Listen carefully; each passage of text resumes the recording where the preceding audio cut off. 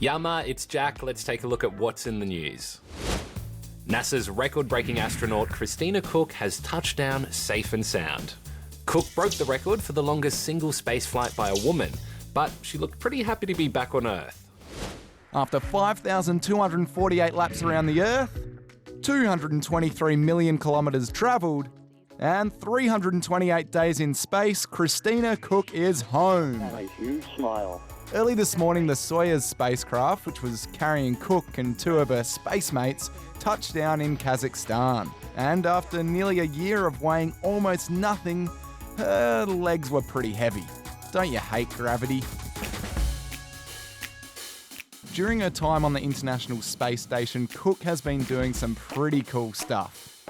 Earlier this year, she was part of NASA's first all-female spacewalk, along with fellow astronaut Jessica Meir. She also got to grow some space plants, took some pretty specky pictures, and even had time to share some words of wisdom. My primary message is to challenge yourself to reach farther than you think you can go.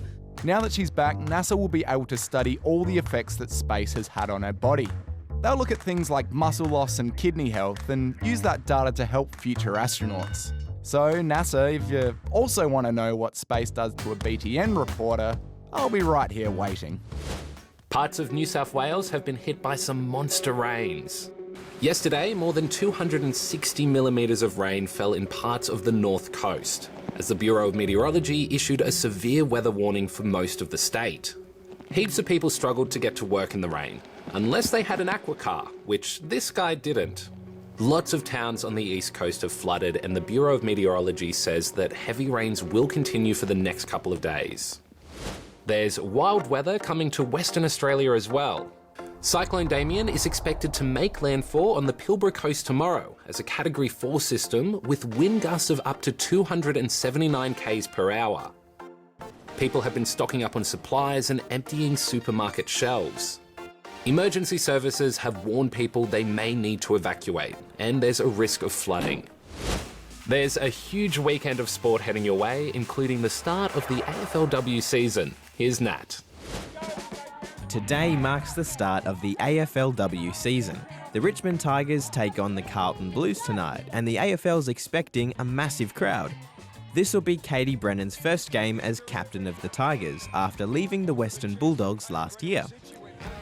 Aussie cricketer Elise Perry is gearing up for the start of the Women's T20 World Cup, and she's just unveiled a big mural in Melbourne of herself and Katy Perry. Katy Perry will perform at the World Cup final at the MCG. So if Australia makes it that far, both Perrys will be on the field together, although probably only one of them will be singing. More than 200 Syrian refugees at the Zatari refugee camp in Jordan have faced off in an esports tournament. Many of the kids had never even seen a PlayStation before, but after 2 months of training, they proved their might as serious gamers. 250 games of FIFA were played over 6 days, with 14-year-old Mohammed Al-Hariri winning first place. And finally, how's this for an unexpected but incredible finish? That's high schooler Brennan Rigsby, and his teammates loved it. We all like a feel-good Friday, so put on your hat, boots and high-vis. It's time for Animal Rescue. There's nothing like a refreshing swim. But if you're a wallaby that got a bit too carried away with the idea and possibly caught in a rip, you may need some extra help to get back on dry land. Luckily, Queensland Police were called in to make the rescue, and only too happy to help this marsupial get back on solid ground. These koala joeys love a play fight. They were both rescues, but today Harry and Vixen are very much at home at Southern Koala Rescue in Adelaide. Who won the fight? I'm not too sure. Hopefully we'll get around too.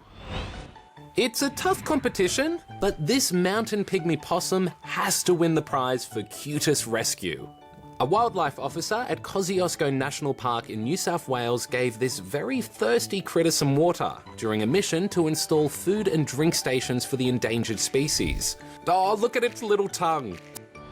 Well, that's all we've got for you, but if you enjoyed watching this, well, you can watch some more. And you can also subscribe, and that way you'll never miss out on what we've got coming.